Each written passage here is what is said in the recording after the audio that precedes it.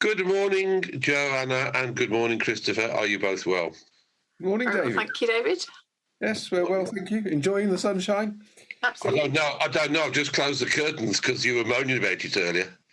Well, it's because your camera faces the window. I'm looking out the window so I can see the sun. And we've heard that Reverend Neil's already been for a quick dip in the sea. Did you see Willy Wonka at all while you were down at No, they've finished apparently. So I missed all the filming. It was earlier in the week. The boat is still there. The sort of big green boat, but there was no filming today. We all love a bit of Willy Wonka, don't we? Did you see Speedo Mick? He was down there as well. Speedo Mick? Do you not know about Speedo Mick? This is a man who has walked the whole length of Britain and Ireland in just a pair of Speedos with Everton across the front of them. Poor man. And he's now on a second trip of walking around Britain in his Speedos and hiking boots, I hasten to add. Oh, good, I'm pleased. Yeah. And he's now distributing the £250,000 he'd raised to small charities for families, children and mental health. Personally. For him? Yeah. He was in Lyme Regis the other day. He asked Willy Wonka for a bar of chocolate so he could raffle it towards his fund. I didn't know that. Well, there we are. Thank you. You obviously read. The fame of this area.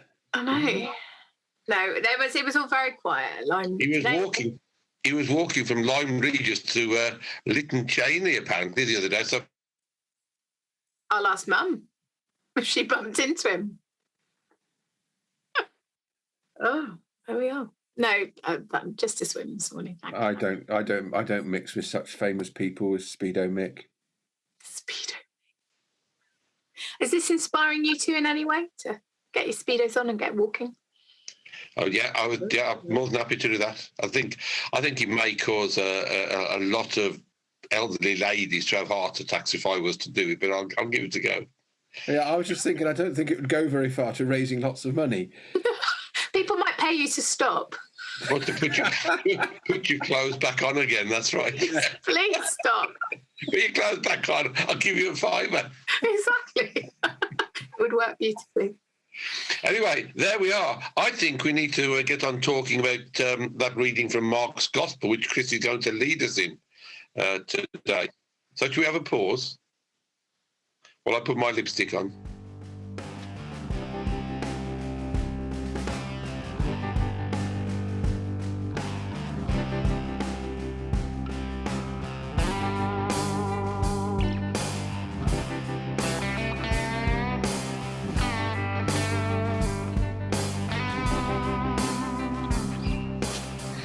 Chris, read on. In Mark chapter 10, James and John, sons of Zebedee, came forward to Jesus and said, "Teacher, we want you to do for us whatever we ask of you." And he said to them, "What is it that you want me to do for you?" And they said, "Grant us to sit one at your right and one at your left in your glory." But Jesus said to them, "You do not know what you're asking. Are you able to drink the cup that I drink, or be baptized with the baptism that I am baptized with?" They replied, "We are able." Then Jesus said, "The cup that I drink, you will drink, and with the baptism which I am baptized, you will be baptized. But to sit at my right hand or at my left is not mine to grant, but it is for those for whom it has been prepared." When the 10 heard this, they began to be angry with James and John. So Jesus called them and said, "You know that among the Gentiles, those whom they recognize as their rulers lord it over them, and their great ones are tyrants over them. But it is not so among you. But whoever wishes to become great among you must be your servant, and whoever wishes to be first among you must be slave of all. For the Son of Man came not to be served, but to serve, and to give his life a ransom for many."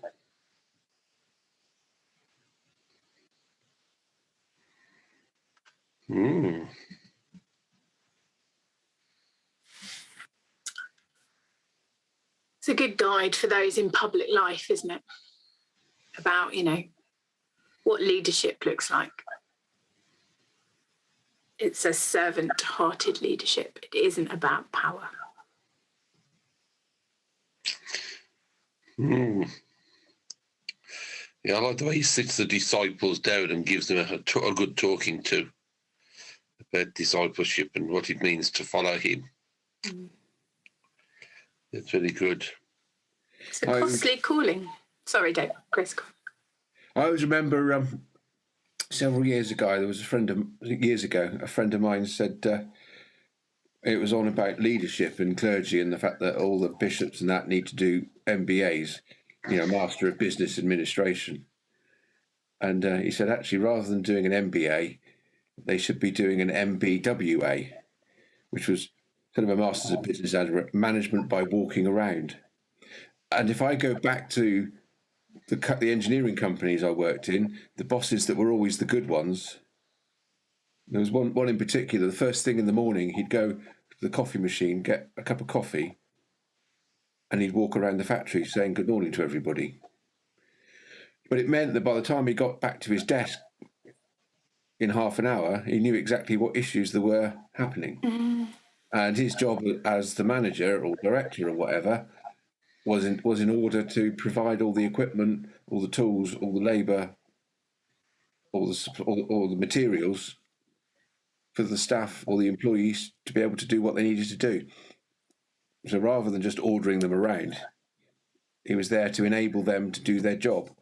And I've often taken that as an important part of leadership, is that we're not there just to be the boss and order people about, but we're there to do what we can to enable them to do the job themselves.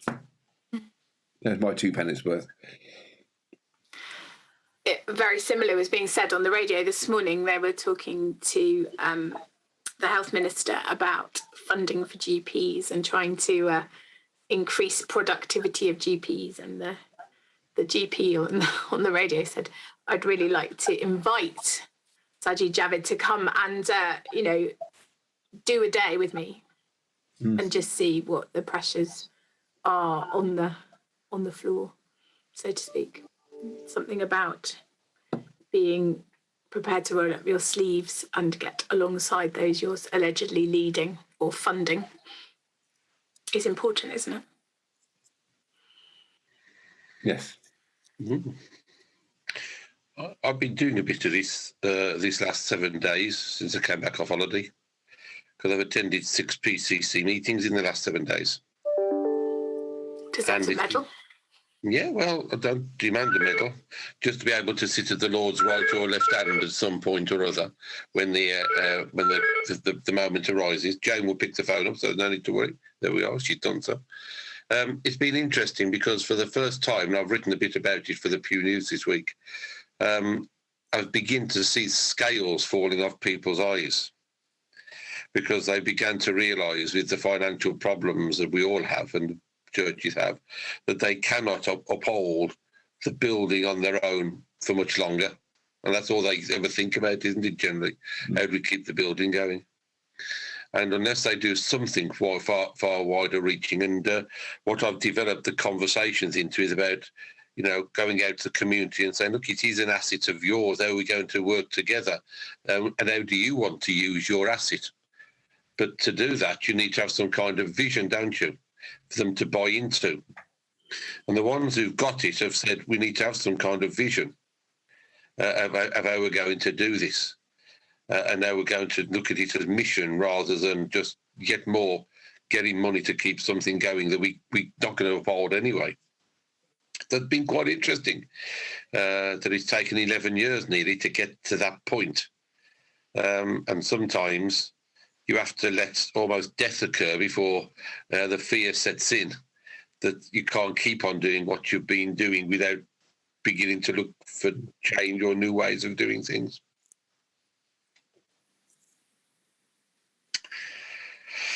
It's interesting, isn't it? Do you have great debate in your PCCs about which PCC is going to sit at Jesus' right hand? Well, they've already worked that one out. They've worked out that, yeah, thank you, Joe. I was going to say they've worked the hierarchy out already, which order. Yeah, they've worked that out already, yeah. But no, I think this is the very point, isn't it? The disciples, or it appears to what we've read in the scripture, the disciples didn't get the point of what Jesus was saying, and so often that's the case, isn't it? That they don't get they don't understand what he's saying, and even now they're saying, but yes, that's fine, we understand, but what's the reward? And that was the bit about last week, wasn't it? You're not going to get to heaven just because you're rich or because you do good things. Go away, sell what you've got, and that wonderful imperative to Jesus, and then come and follow me. And in that passage from last week, I love the phrase when he said Jesus looked at him and loved him. Because he knew that what he was about to say to him was an almost impossible task. And I think that's part of the role that we often have to do. We see all the angst and the anxiety and the worry and the stress. And the biggest thing we can ever do is just to love them. It may be to death in the case of some churches and parishes if they don't respond, but at least we're there to love them and to care for them. And Jo knows I was chatting to her early this week, and I put a bit on the nightly update. I think it was the night before last about an experience I had on where the date's gone to now. An experience I had on Tuesday when I had 2 moments of real spiritual depth with people who I wasn't expecting to have that with, and you realise that's what the church is about, not the vicar. That's what the community of Christians is about. How do we love and extend that love to people, and to those we serve and live in? It's not about wanting to sit at God's right hand or his left hand. It's about rolling up our sleeves, and I've often said that ministry is sacrificial in many, many ways because it demands such a lot, and we're signed up for that, I think. Well, discipleship is sacrificial. I mean, that's what this is saying, isn't it? To drink the cup that Jesus drinks means, to drink the cup that was shared at the Last Supper and to be baptized into his death is what brings good, new life. And the irony, of course, is that when Jesus was had one on his right and one on his left, they were criminals up next to him on the cross. So, actually the cost of being up close with Jesus is a big cost. It's sacrificial and it involves suffering and it's costly. Yeah, and you're quite right. It's all discipleship. It's not just clergy. It's everyone, And you've heard me say, and I've said many times, probably even said on Rev Chat, being a Christian never was meant to be easy. Nowhere does Jesus said, follow me, and it'll be the easiest life you're going to have in the world. We all know that being a follower of Christ has its commitments and has its tensions and has its pain, because that's what Christ himself was going through. I had a lovely moment on Sunday morning after worship.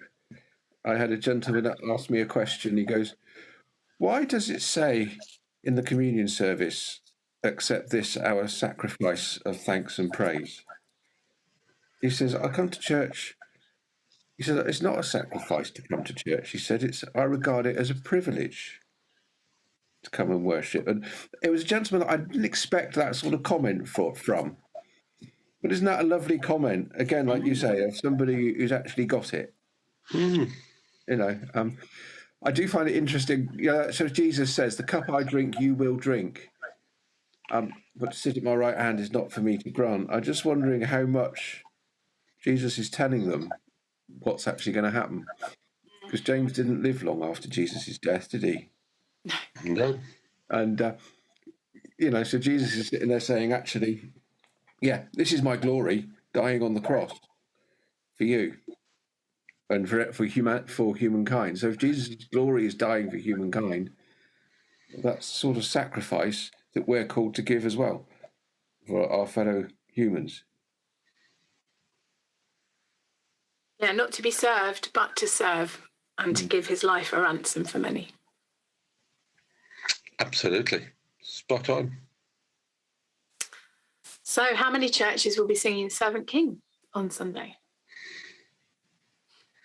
I have no idea. But I reckon a number of us will. Sure. I'm not sure many of mine have got that new. I've got that. Well, Beaminster, it'll definitely be on the list. It's Yeah. only 40 years old. Yes, exactly. Well, I wish you a very servant-hearted week. You two are about to go off to an LLF conference, aren't you? We are. We're going off to learn about living in love and faith, yes. Yes.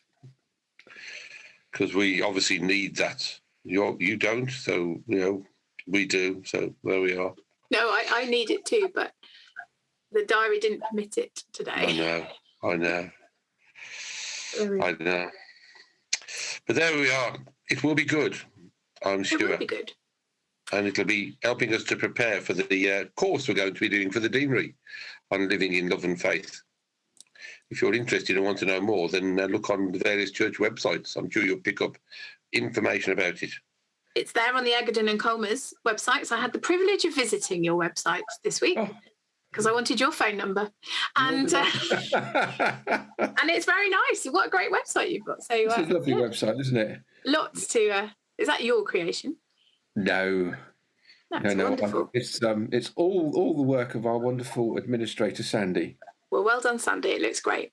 And I could find everything I needed. And the LLF stuff is pride of place on the front page. So. It is. I saw it myself because I went on for a similar reason. So, we must write down Chris's phone number. I've now got it stored in the phone. But I also went on the one for the golden cap. And it was on there, if you looked around a little bit, but it was certainly on there. Did you find Chris's phone number as well? Yes. Excellent. I did. Well, that's good. Our website's a fit for purpose then. You can find our phone number. I wasn't after Chris's phone number. I was after somebody else's phone number, but I still found it. So there we are. Well, you can check out our websites because they're rather good if you want to, and you'll find our links to RevChat there. Otherwise, visit us on social media and YouTube and TikTok and all the other places at the Benefice of Eggardon Colmers or at Beaminster Area Team. We'll be back next week. We will. See you very soon. Thank you. Thank you. Bye-bye.